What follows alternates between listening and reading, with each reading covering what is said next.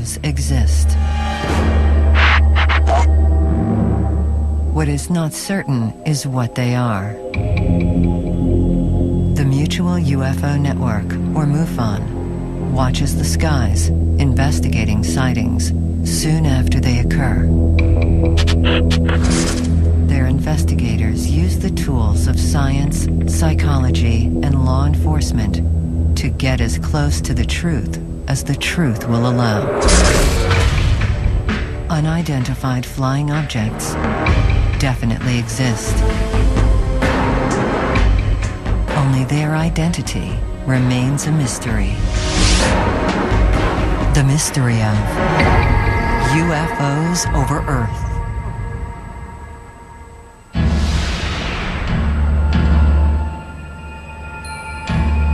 You know, when they talk about Galileo, he'd have his telescope and he'd invite people from the scientific community to come and look in the eyepiece. They didn't believe and they wouldn't look in. And what we're facing with here is this is out there, and some of us are looking in the telescope and trying to figure out what's going on out there.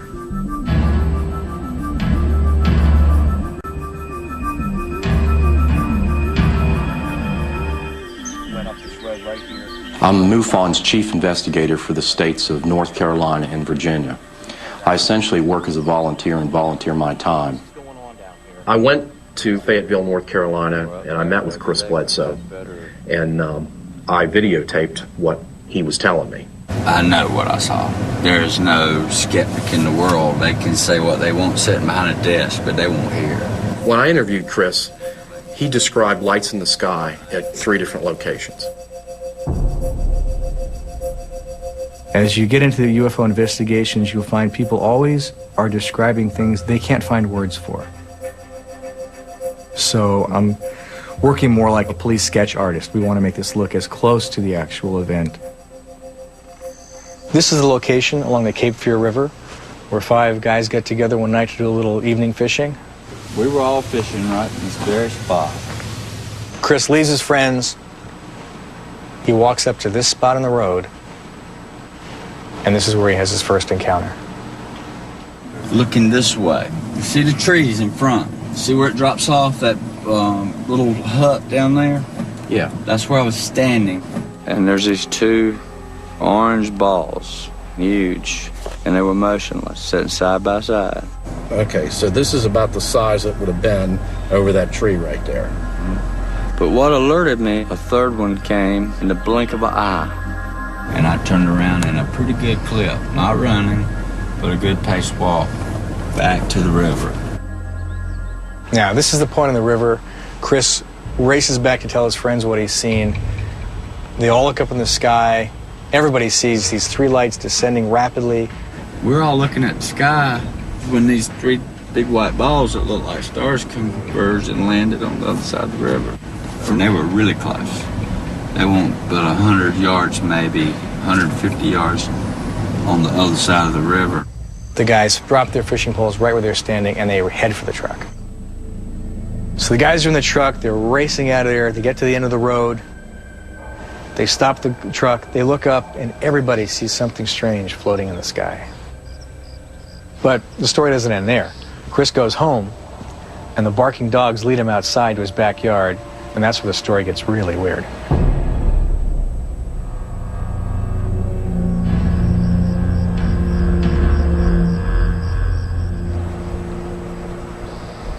MUFON's a nonprofit scientific research organization. We have about 800 field investigators, and we get a lot of cases that come our way that we assign to local investigators, but when a real good case like this one comes along, I like to go on it personally. Tell me what happened. You came back from your walk, you came down here, the guys are fishing down here, right? They're sitting right here, right on this bottom area. Chris appears to be a pretty respected member of the community. He's a commercial pilot. He was a very successful builder, had a good business. He's got a great family, raised 4 children, and for all intents and purposes seems to be a pretty stand-up guy. What do you think the altitude was when they came down? You said when they came down and then slowed down, like? I'd say 500-600 feet when they slowed down, but they were coming down at a speed unbelievable. It looked like a star from a million miles away, and then it just, boom, didn't stop, but it looked like a cushion of something caught it, and then they come down about this speed, just gently. I have to say that Chris Sr. just came across so well. And his demeanor and his body language and just his very simple talk. And he was obviously a very intelligent man, but at the same time a very simple man. And I just got the sense that there was an element of truth here.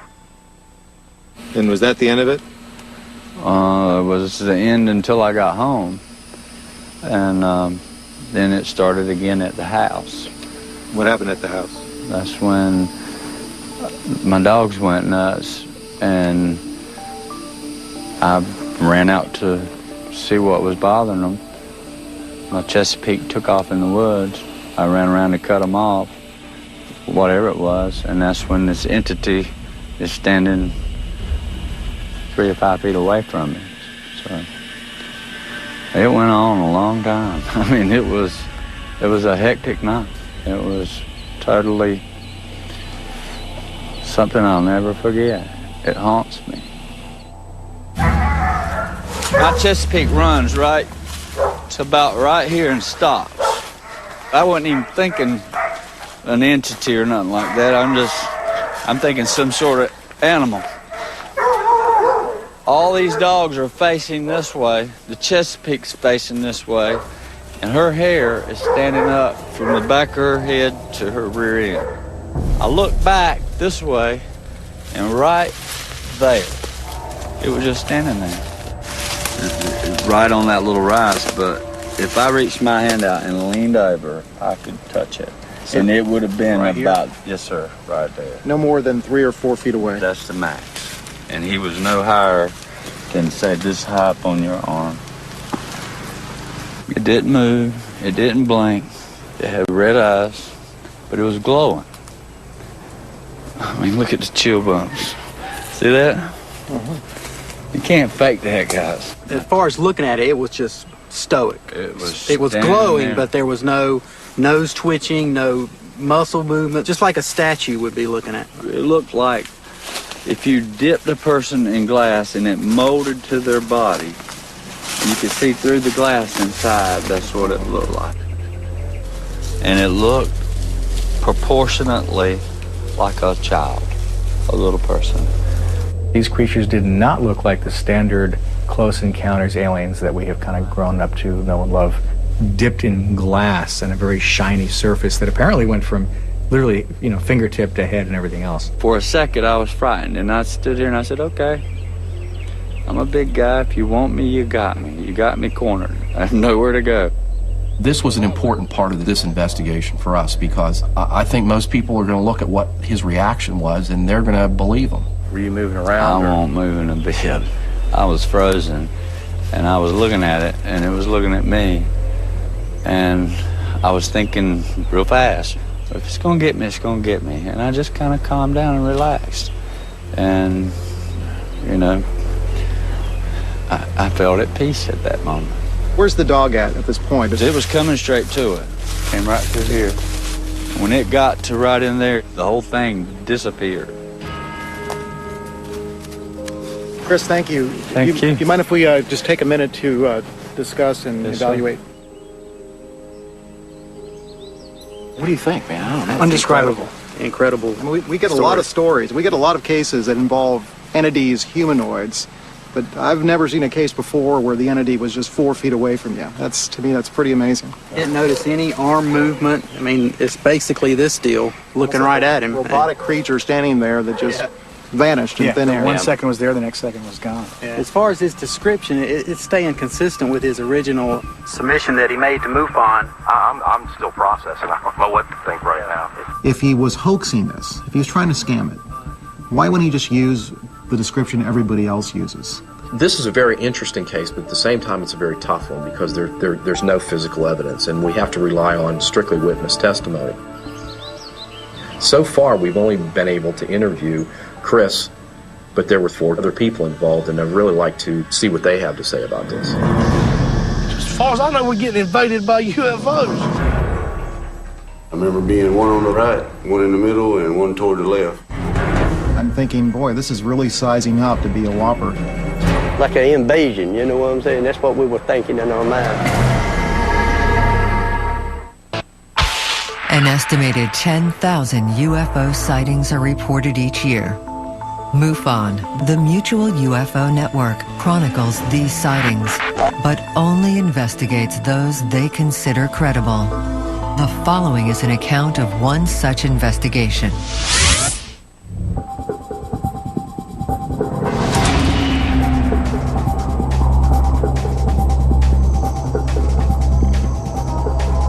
Chris Bledsoe alleged that he had 3 separate UFO sightings and also had an alien encounter, but he was not the only witness that night. Okay. Just try to remember back and tell me about what happened that night. It was really dark out, and I happened to be looking down that way, and I saw these 2 orbs, you know, about this big, about waist high off the ground, just floating. So all I could see was these 2 bright red orbs side by side. Where were they when you first saw them? Down the path there, coming down the road. Okay. And so they're coming down that road and coming this way, or what? Yeah, really slowly. So you saw the orbs go into that area? Go into the woods on the left side in front of near the river. And then next thing you know, I didn't see any more orbs. I just saw these little creatures come walking out the woods. We interviewed Chris Jr. to see if he could corroborate any of his father's story. But it turns out he wasn't at the riverbank. He was actually up the riverbank having his own encounter. You don't have to go all the way in there, but just kind of indicate where you were. Back here. Try to describe them a little bit. And it was really dark. It just looked like little creatures, little skinny. And I could see I guess their body, but not like what they were wearing. Junior was a little bit different. If there could be one word I could use to describe Chris Jr., that would be this overwhelming sense of angst. He seemed to be having some troubles, a lot of internal battles. Was the moon up? Was there... Yeah, there was a moon, plenty stars. We weren't sure whether this really happened to him or he was making some of this up to try to corroborate his dad's story.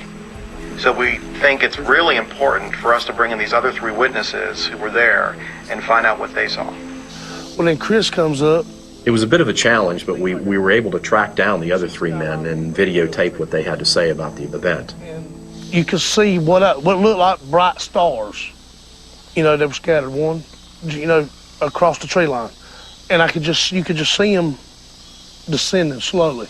And it just like dropping, like I said, it looked like a piece of hot steel or something, They were orangish, and then you could see separate other colors. It was orange and maybe yellow.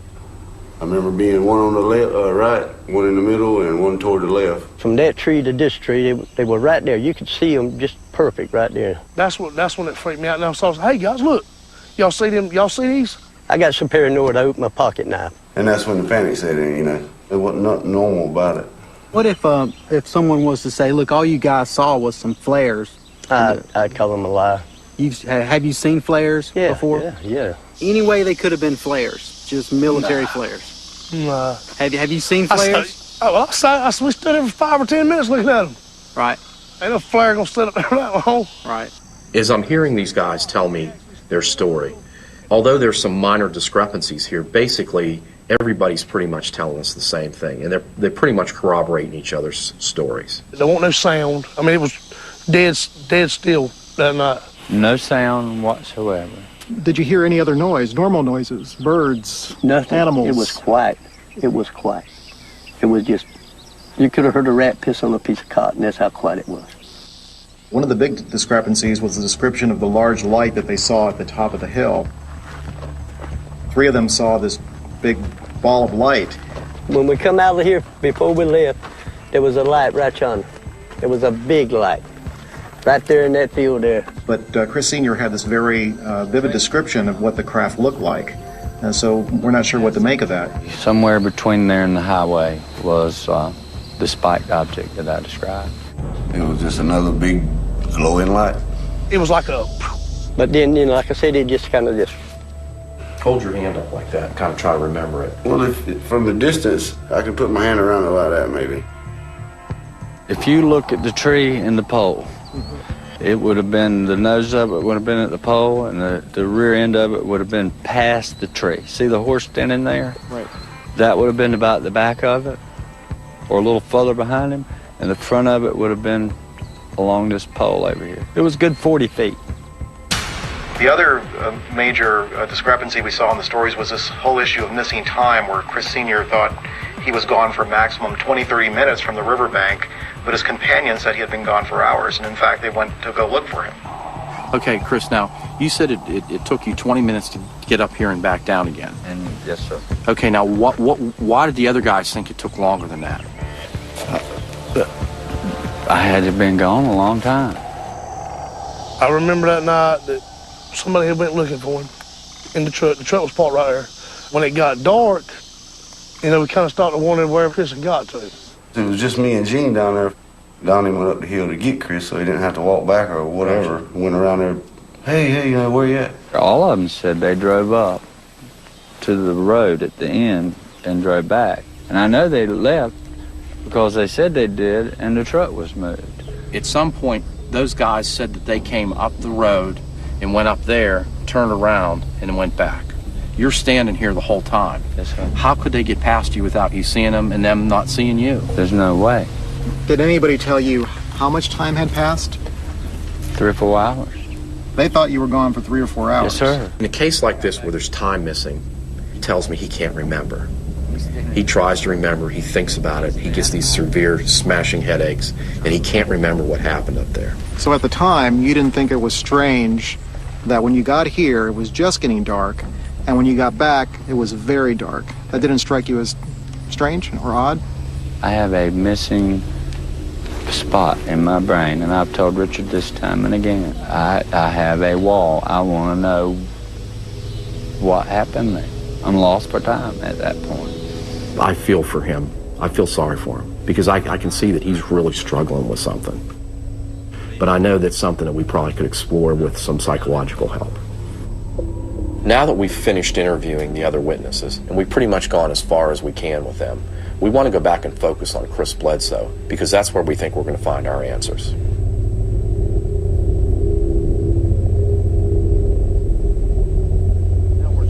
In cases like this where there's potential for having close encounters, what we found is that the use of regression hypnosis can sometimes help us to uncover missing memories. It's like we're in the sky.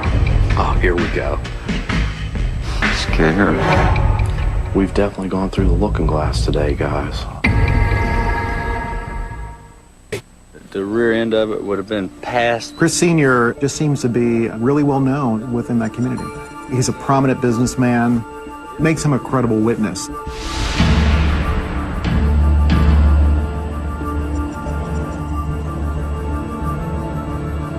We're not sure if what happened to Chris Bledsoe is real or fantasy, but we're hoping that regression hypnosis will provide that answer. You do the regression hypnosis, you basically put the client in a state of unconsciousness. Sometimes they'll refer to it as put him in a trance. And the psychologist can basically talk to the individual and take the information off their subconscious mind. You're in control here. All I'll be doing is just helping you get focused. Dr. Michael O'Connell is a Harvard-trained psychologist. He's got 15 years experience, and he's probably done a regression hypnosis on somewhere around 250 individuals, and we are very lucky to have him. Yes. You're okay. You're okay. The regression hypnosis took place on July 14, 2008, and we videotaped it.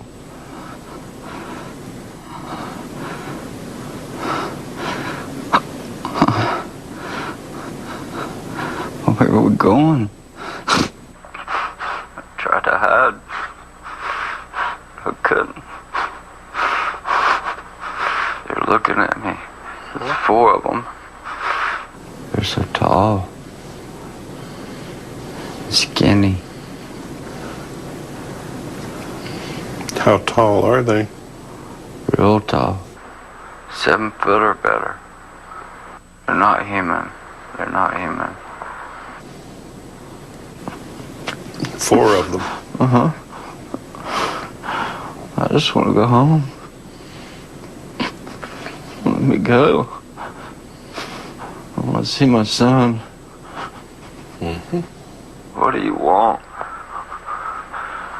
Wherever he was when they were doing this explains why.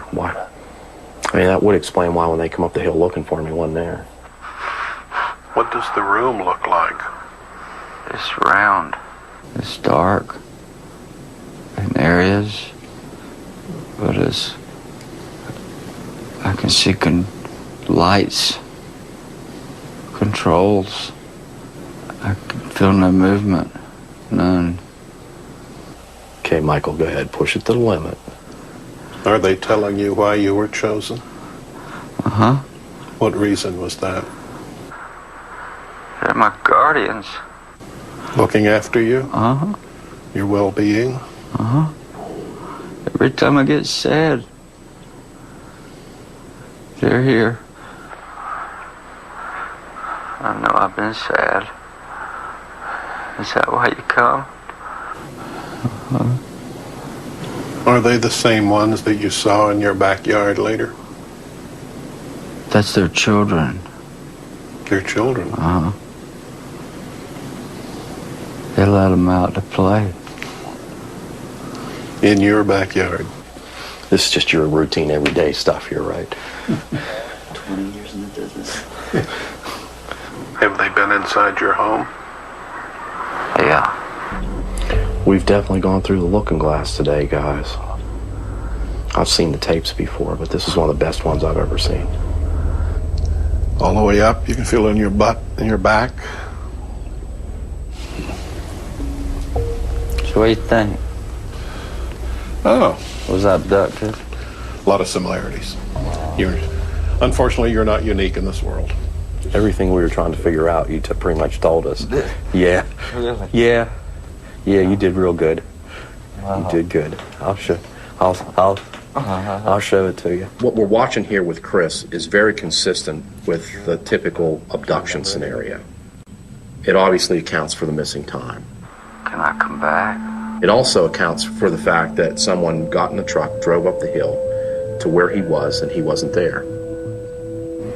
You said at one point, you said something about the little ones, and you said they put them out, let them out to play or something like that. That's kind of funny. Yeah, I don't know what you're talking about. Said, oh, they would just let them out to play. He said, in your backyard. Play in your backyard. This has been one hell of a week. It's been a roller coaster of emotions. So right now I think we're going to be mostly in analysis mode and trying to figure out where we're going to take the investigation next. And when I came home to tell everybody, I was rejected like I was completely nuts. If you'd come back and said this person's like totally psychotic, it would have made this real easy for us. All M.U.F.O.N investigators are volunteers. Their full-time occupations range from police detectives to computer graphic designers to aeronautical engineers. They bring their skills to each investigation. Let me go. I want to see my son.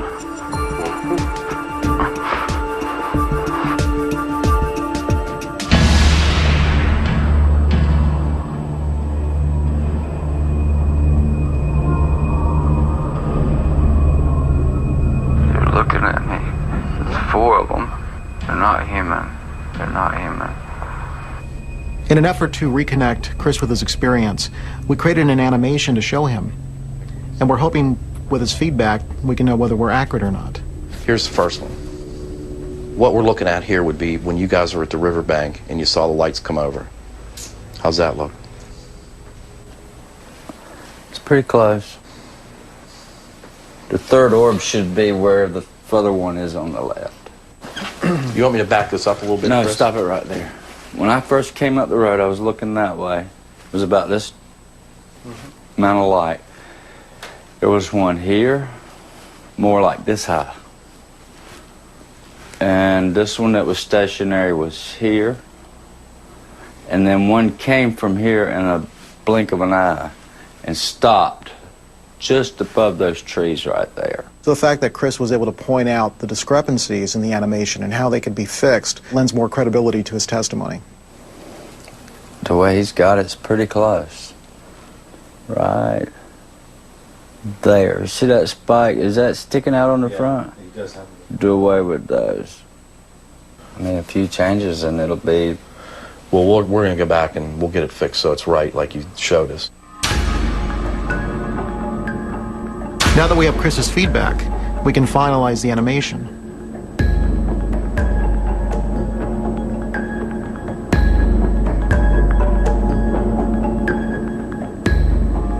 He has this very vivid image of what he saw, starting with him up at the top of the hill and seeing these orbs coming over the field, and then going back down to the riverbank and witnessing these lights coming over with the other folks there that were fishing with him. And then all of them getting back in the truck and going to the top of the hill again and seeing this strange spike craft. And then racing home from there and having this alien encounter.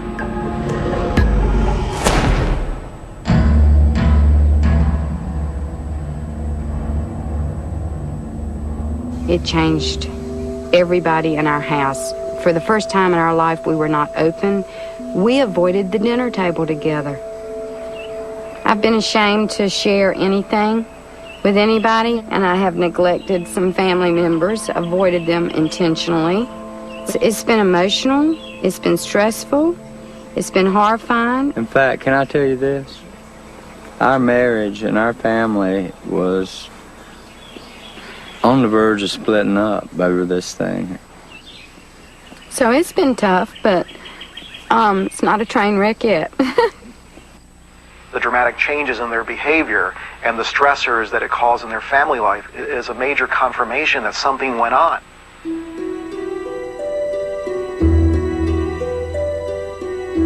Chris had more to lose than to gain by making up the story. So the question is, did he really see UFOs and was he abducted, or is this all in his head? Debbie, James Carrion. Hi, James. It's a pleasure to meet you. You're actually going to be able to come up with a diagnosis, whether there's any elements of fantasy proneness, any red flags you're looking for in terms of could it be a hoax? You know, I'm going to do an in-depth interview with him and try to get as much information as I can. Personality disorders I would be looking for in a case like this would be something like narcissistic personality disorder, or their proneness to fantasy, or if they have any sociopathic tendencies. Debbie, Richard. Hi. Debbie, Chris, Hi. Lensa. Nice to meet you. This is Chris's wife, How Vaughn. you doing? Hi, Vaughn. Nice to meet you. Nice to meet you.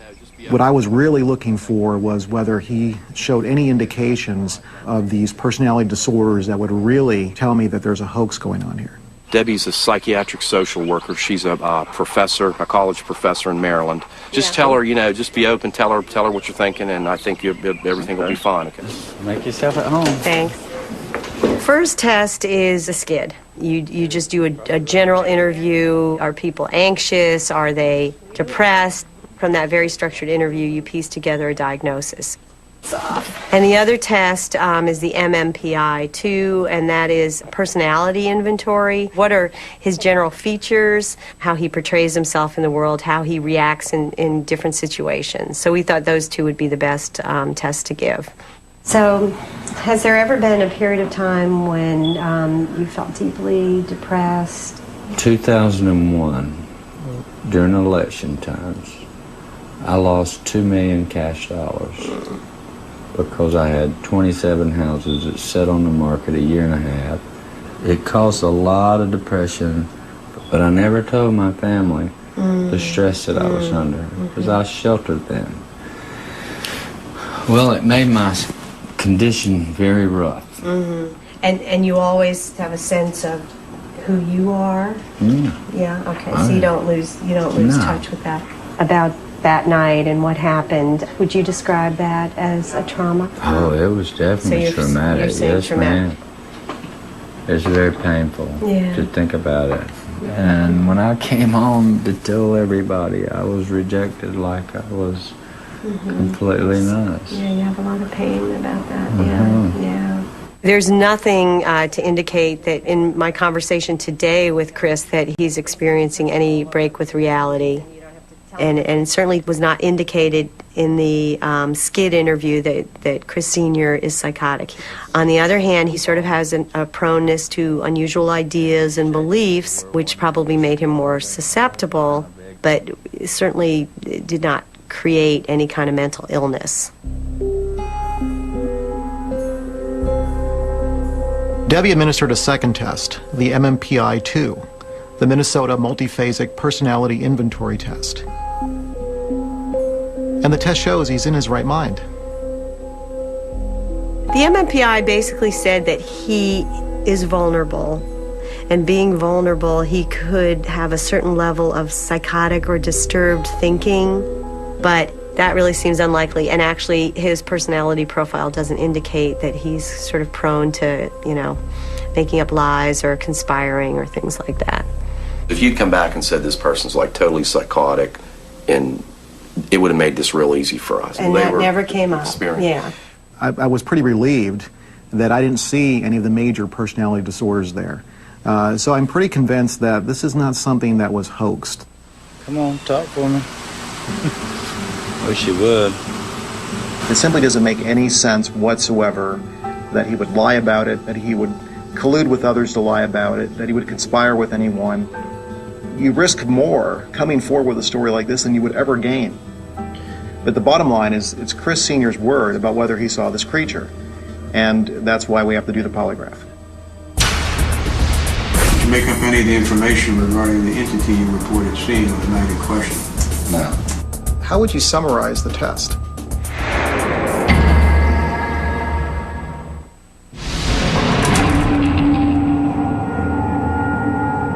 It looked like stars. I mean, stars in our eyes. Like an invasion, you know what I'm saying? That's what we were thinking in our mind. What does the room look like? Lights. Controls. Because this case is based on anecdotal testimony, we decided to use the polygraph to see if Chris is telling us the truth. Hey, Yvonne. Hey, Steve. Hey, Chris. Hey, Steve. Good to see you, my Good friend. to see you. Yes, sir. Good to see you. As far as polygraph is concerned, you're either telling the truth or you're not telling the truth. A lie is a lie is a lie, I suppose. That's it. Polygraph is really only as good as the operator's interpretation. We were lucky to get Bob Durdak. He's retired from the FBI. He was in charge of the North Carolina Bureau's polygraph unit, and he's very respected in his field. I tell them it's a pure of heart test. If you feel good in your heart, you're being honest, you're going to do fine. If you don't, your body shows it, and you don't do so good. It usually pretty much plays out that way. Hello there. Hello. Hello. Hey, how are you? Steve McGee, M.U.F.O.N. Steve, Bob Durdak, how are you? Chris Bledsoe. Chris, nice to meet you. Good to meet you. All right. Steve, thanks very much. Yes, sir. Chris is having no qualms about doing a polygraph. In fact, in the original report, he said he would take one. So we're going into this polygraph exam feeling very confident that he's going to do well. The real lie detector in this whole equation is you, because you're the only one that knows the truth, and you're telling this instrument here what's going on inside your body, and that's what we're using to determine whether you're being truthful or not. If you will pull this around your lower stomach and just hold it right in the middle and kind of lean forward a little bit, I'm going to pull this around behind you. For months, I was scared to say anything for ridicule. I decided I had to get it off my chest or it's going to drive me insane. And the world needs to know it's real. It is real. I'm thinking, if he comes out and passes, this is going to make this real easy. And it's going to shorten our time here. Except for anxiety, anyhow, that's part of it. Just try to be as relaxed as you can. Okay, ready to go? Yes, sir. Test is now beginning. Is your first name Christopher? Yes. Is there anything in your background that would cast doubt on your honesty or integrity? No. Did you make up any of the information concerning what you saw in the sky on the night in question? No.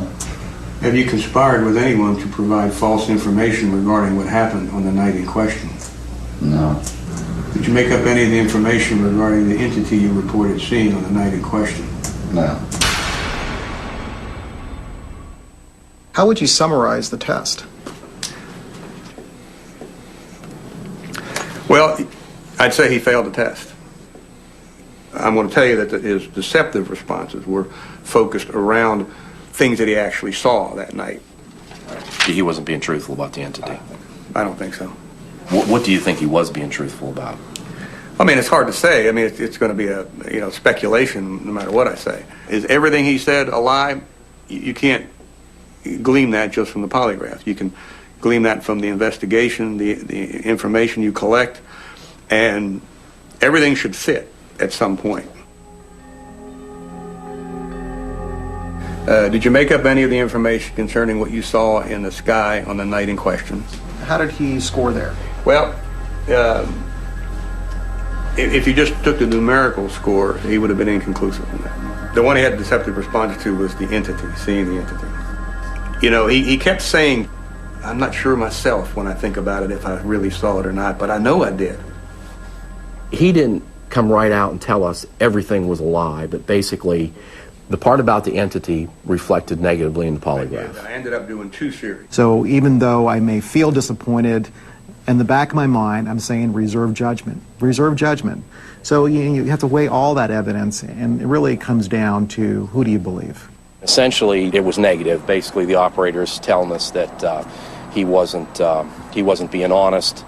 He was neutral on the orange orbs, and he was neutral on the lights in the skies. I think we're all a little disappointed.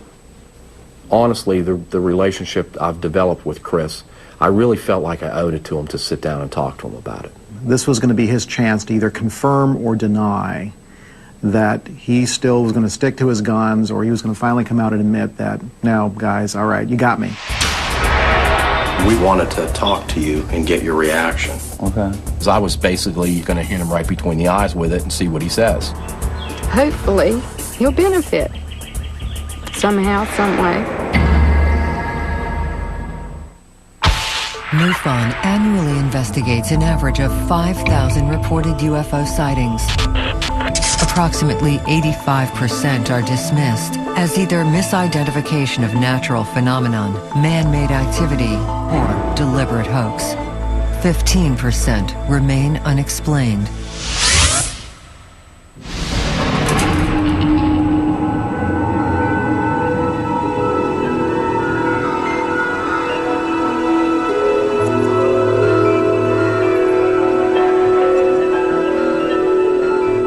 We were really concerned and wanted to talk to you and get your reaction. Okay. It was an uncomfortable time because I was basically going to hit him right between the eyes with it and see what he says. The question about the entity is where the concern came in. Okay. And basically the result on as far as the entity was concerned was negative. Okay. Now I'm trying to help you figure this all out. It was tense. Tell me what you think about it. It was uncomfortable for us because we knew it would make him uncomfortable. We really needed to know what he was going to say. I know my mind. Remember me telling you there's like 2 parts of me? There's an inner part that says this was there, and there's an outer part that says maybe, maybe not. But I know what I saw, and I have nightmares with it. It never leaves my mind, and it was there. I'd stake my life on it. It was tough. It was tough not to believe him. He was so sincere and so strong about what he was saying. Well, I know what I saw. There is no doubt in my mind what I saw. Whatever this machine says, I don't know. And don't care. But I know what I saw. And I go over and over in my mind because it's hard to believe yourself. He stuck to his guns. He was very sincere. So in my mind, the story still goes. I mean, the story still seems credible.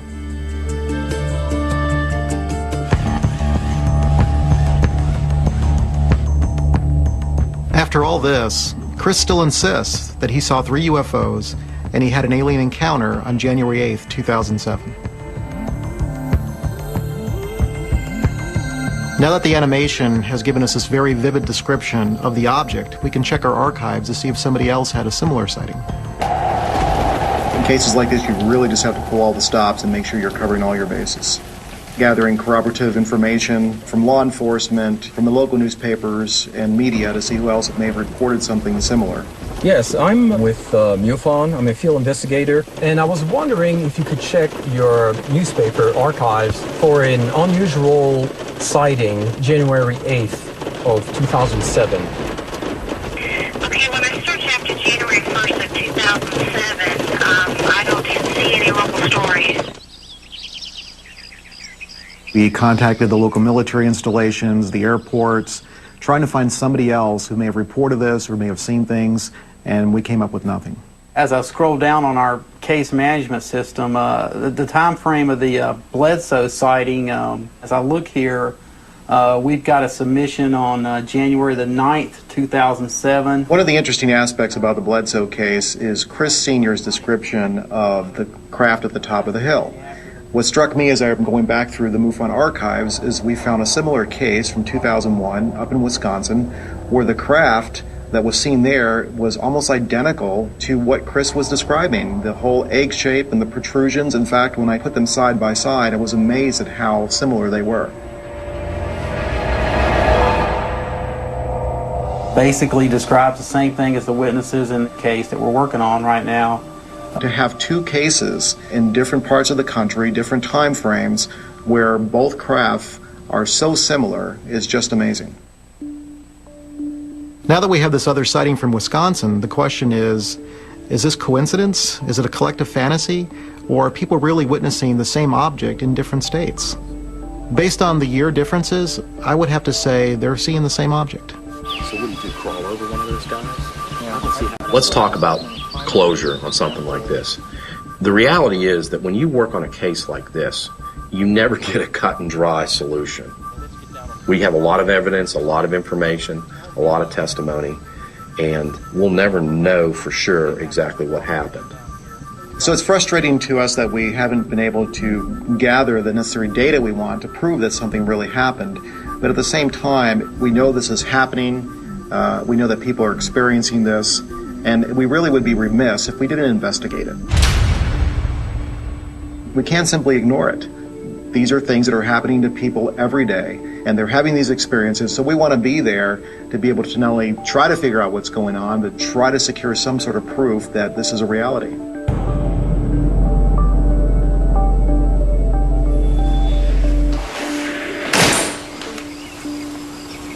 It's all right. Come on out here. What do you think? I don't know what to think. You don't? Chris Jr. and Chris Sr. had a very reality-altering event. I think this case shows that we're dealing with a real phenomena here. And it's important for folks to know this is not science fiction. This is science fact. Thank you so much. You're welcome. It's been tough, but it all come out good. All right, bud. I'll see you later. Thank you, Richard. Thank you. See you later, man. Later, buddy. Thank you.